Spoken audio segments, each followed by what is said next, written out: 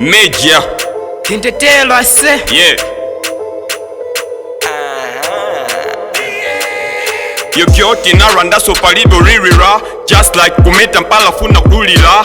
Ona mene fans ife mat filila. Kulimba na ndife fano zimangilila. I got the special thing ndi kutoke. Ndiwe mwana ndipo sininga kuope. Ndili mwala iweyo ndi matope. Basi ndamaliza usakomoke.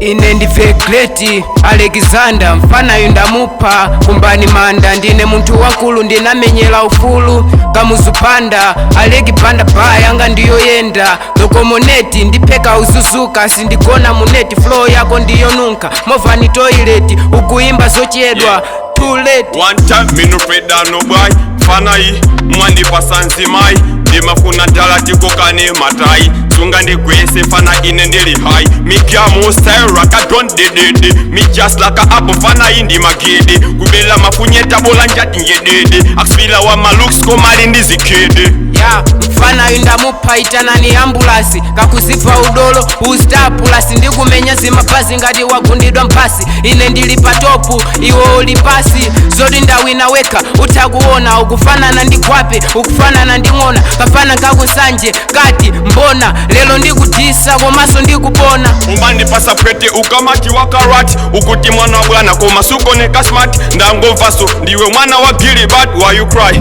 ha kodi ndakulo wankati ine ndi uchimina sunati waimba bwino pondipati kodi ndakulowa nkati sukuoneka wa smart. ine ndi chisokonezo vandalism fana yundamupa tribalism ndimayimba zoopsa ngati chisimu ndimadusa palipose ngati chisimu fana yundamupa noka mutakuona zoti ndawina kuno ine ndalama fana wakundiksi kumveka kwa ndalama machinjili mwakama sindinabwele kuno ndekha. Raging Major, Kintetelo we kill it.